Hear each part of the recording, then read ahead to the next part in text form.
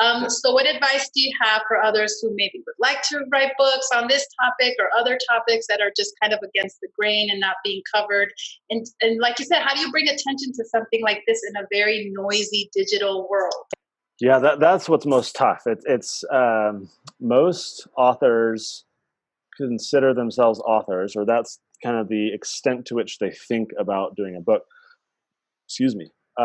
But what I tell aspiring authors is you need to think differently. You will be 1/4 an author and three quarters a marketer, because so many people will write a book and then it just gathers dust and a few family members and friends buy it. But if you're going to invest that kind of time and passion and everything, don't you want to have a bigger impact, right? And so you got to be thinking about marketing. The easiest thing is just to Google the heck out of this. There are so many helpful podcasts and articles with tips and tricks, far more than I'd be able to convey right now. There's just an abundance of material. I just stumbled through it. I figured it out as I went. I Googled everything. How do you get a barcode? Right? I don't know, right? And, should I self-publish on Amazon, Right. CreateSpace, or should I do Lightning Source or whatever? And so I read like 18 articles with, comparisons between the two so I could kind of pick out the little tidbits that I needed to make an informed decision.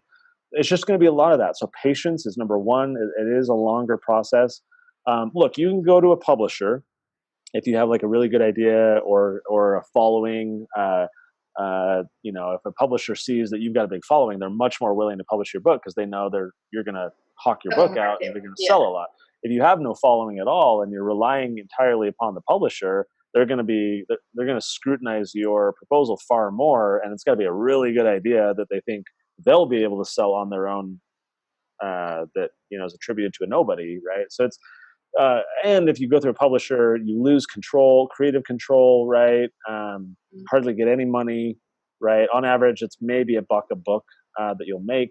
But hey, the benefit is you don't have to do all the marketing and all the distribution and all that kind of stuff. So for a lot of people, they're attracted to that because they just want to be an author and not have to think about all that kind of other stuff.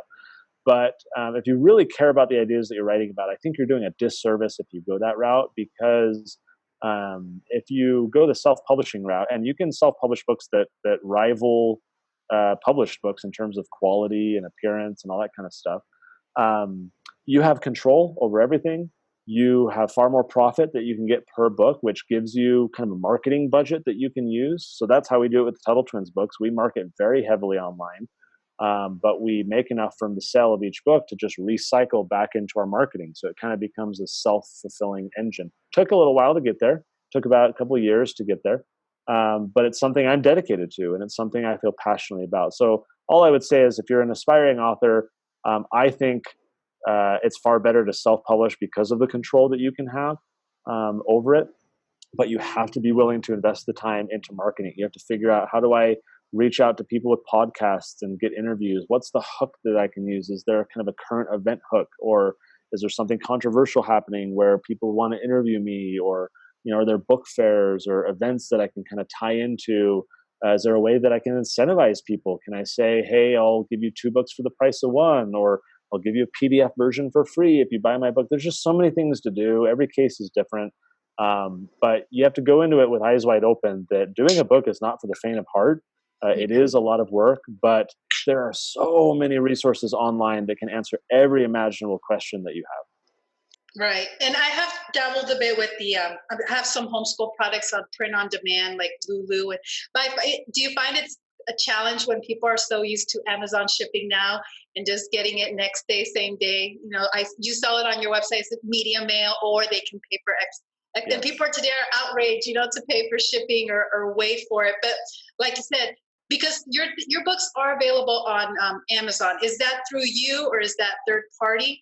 That's through me. We didn't list it on Amazon for the first few years because I wanted everyone to come to me. And here's why. Yeah. I knew pretty quickly that, okay, this is going to be a thing. It's going to be more than one book.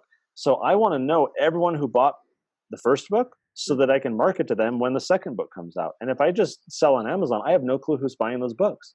Right. So capturing all that information by selling it ourselves directly has allowed us to amass a very substantial marketing list, which makes marketing every new product that much easier because I know everyone who's kind of in our tribe. And so that's been critical for us to kind of build our brand and make this profitable, is having that list of people that we can directly market to each time. It's been very helpful.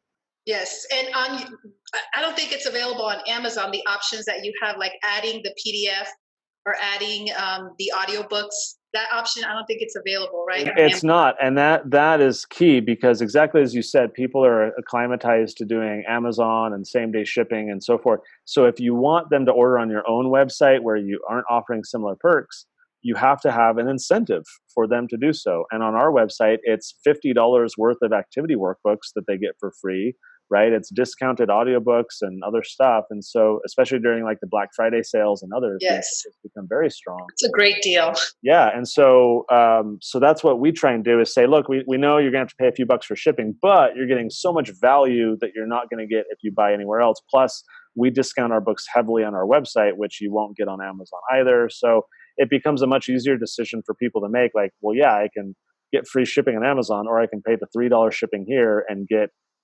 60 some odd dollars in savings. So it ends up becoming a no brainer for a lot of people. Okay. That's really great advice.